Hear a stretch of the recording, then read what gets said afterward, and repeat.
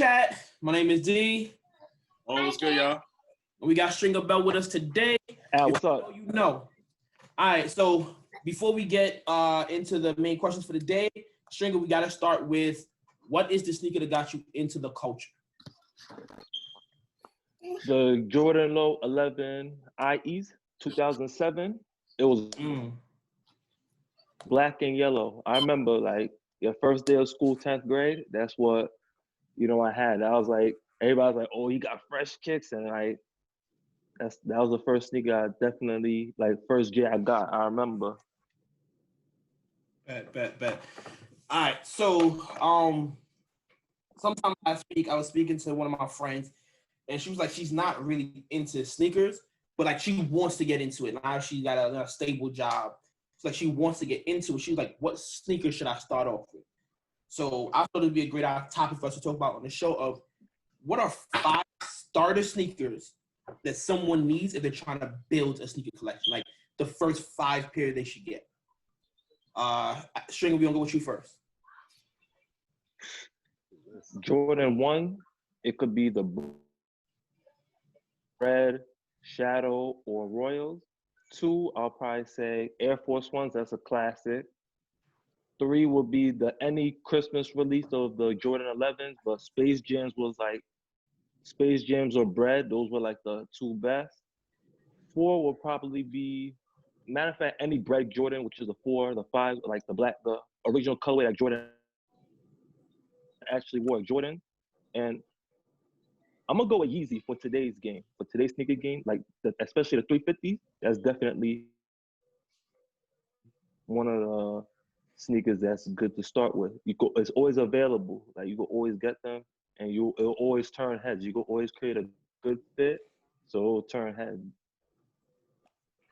All right, myself, I was trying to think about today's society and how I could be affordable, especially if you miss out on a release, and what would be just like fire to have in your collection. So I said ones in general. It doesn't matter what colorway it is, just ones in general. But to be specific, I would probably say to start every collection, you need a pair of Brads. That's it, right? Following that, I got the 3s. Be as specific as possible. The white cements, those are the best 3s ever, bro. Right after that, I got the MX 1s. You can get any color MX, but if you think about like fire and classic, you think about Tinker's Best, think about the OGs, the red, gray, and white. And then you gotta have some Air Force Ones. That's just a classic. It's simple. You can get it at any time. You can wear it at any time of the season.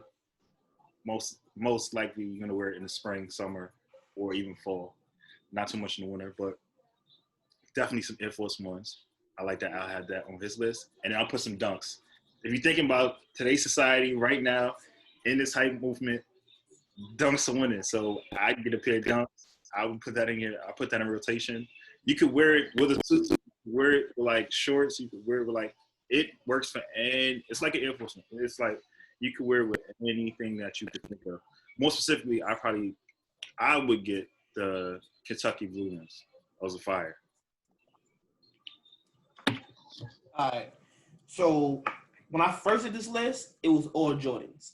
And I started thinking, like, that really just suits me because I've been buying sneakers for a while. And I kind of just have like a niche thing where like I know what it is I want to wear. Like I'm not just experimenting with any and everything that drops. But if this is somebody that's brand new to sneakers, I wouldn't want them to be too specific too early because like they don't really know what brand super works for them as gonna match their style fully. So I try to make my top 5 list a little bit more varied. So we're gonna start off with one of the most basic ones, and it can work for pretty much any time of the year, which is the all white Stan Smiths with a little green in the back. Me personally, I don't like Adidas. I don't like Stan Smiths. But like if I was new to sneakers, like those are a classic pair that you can wear with almost anything, and it's a respectable pair. Then none of you guys mentioned it, but I think everybody like at least should try out some New Balances. So I have the New Balance 574s, the cores, with that tannish gray look. That gives you the opportunity to blend sneakers in with multiple styles. So it's just not like when you're in your streetwear clothing.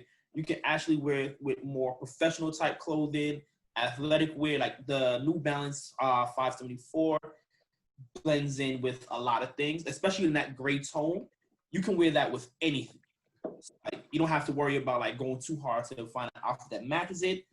One of my personal favorites that I think gets super slept on, Air Max 95 Neons.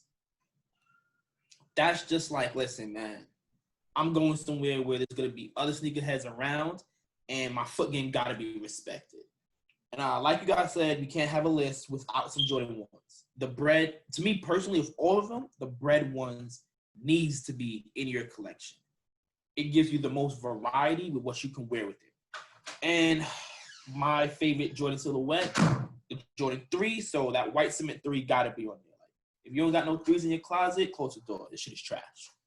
So yeah, that's my top 5. That's decent. So the second question today is, we're gonna dig into our hypebeast hate bag. What is one thing going on with the hypebeast culture right now that you just cannot stand?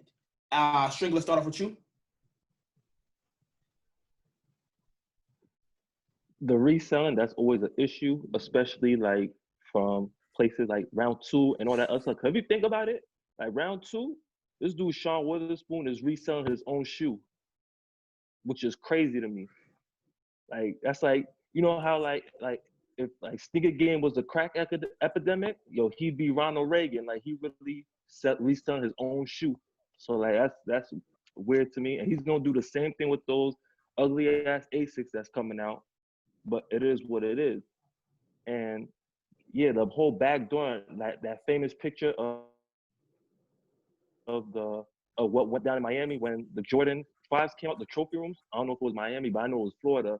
And all the resellers had them. It was like, come on, like give people who actually want the shoe a chance. But again, I can't knock the hustle because, you know, if a fool is gonna buy it, if a fool's gonna get cracked in the head, past the white meat for like fucking $600 for shoes, then let them buy it. Just know that I'm not, unless it's worth it. But yeah. I can't lie, like that.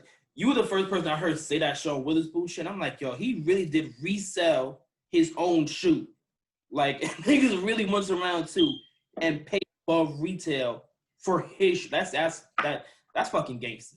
I can't even lie. That's crazy. One thing I dislike about the nature of the beast and hype beast is the fact that at times I am that fool. I will pay that price. So you know what I mean? It's just the fact that while it does make for a great business, there are people who genuinely want the shoe that cannot ever dream about having it because of like botting. That's another part. That's another part of why things are so hype. Like things are hype right now because people buy it and people take those pairs with so few and so much demand. You can't afford to buy some of the things unless you're in a position where you can do that stuff. And more than likely, if you're in a position where you can do that stuff, then you know somebody who can get you sneaker at retail or for free. So it's a lose-lose for the common people. You know what I mean? So that's the biggest downfall I see in the nature of the beast of what we call hype beast, pretty much. All right. My hype beast complaint this week comes personally from it was something that was a tad bit personal to me. So I've been getting into like just buying like t-shirts and stuff like that. And there's one. This segment is about Supreme, but it's not about Supreme the brand because like I fucks with Supreme the brand. Like I get like this stuff resells for ridiculous prices, but like I'm cool with that. If somebody wants to pay $900 for a box logo t-shirt, kudos to you. You feel me? Like I'm not knocking that. But the one that really has me pissed is the Buju Bonton t-shirt. You feel me? Like when that came out, I wanted it, but you know, the bots ate that shit up. I did not have a chance, right? I'm like, all right, cool. I'm gonna wait like for this price to come down a little bit because I'm not paying $200 for a t-shirt. Like, I'll drop some money on a pair of sneakers that like, yo, you paid that much. I'll take that for some sneakers. But for a t-shirt, there's some shit that I'm like, yeah, that's fucking ridiculous. You feel me? And I'm not gonna. I waited for almost a year now for this price to drop in this damn t-shirt, and it is not dropping. And the worst part is the people that have the t-shirt, they never even listened to any of Sun's songs. You feel me? Like, it's a bunch of white in the valley in the hills that bought up all these t-shirts and they're reselling. The thing is, as a West Indian, you're reselling my culture. You feel me? Like, y'all already made enough off my culture. When you talk about the music industry, you already ate off my culture for years.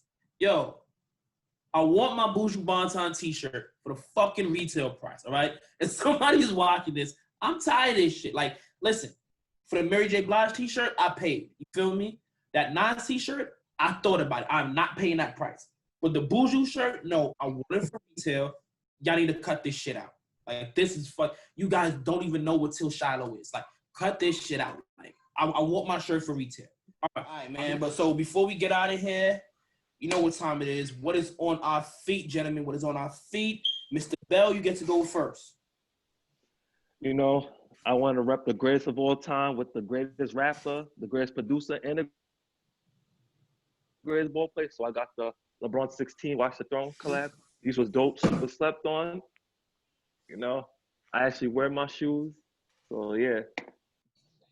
Good pair. Yeah, like Shit. You know me, I'm still Hold on. I'm sorry. You want to acknowledge that? Yo, that was a very good pair you took out right there, sir. That was a very good pair. Like, Yeah, of all the episodes, I think so far, you got the top feet of all the episodes right now. Like, the best pair we've seen.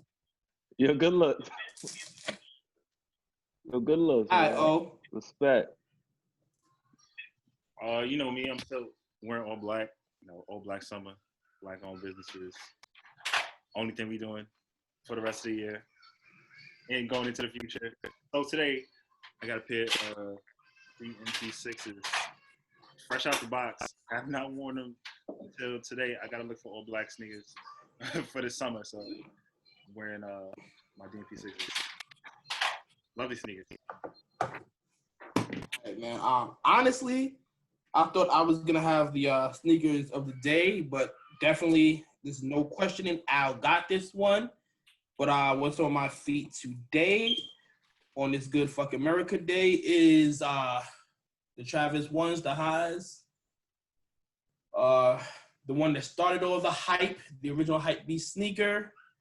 I won't say the original, but this is definitely the one that like reinvigorated Nike's hype all the way up.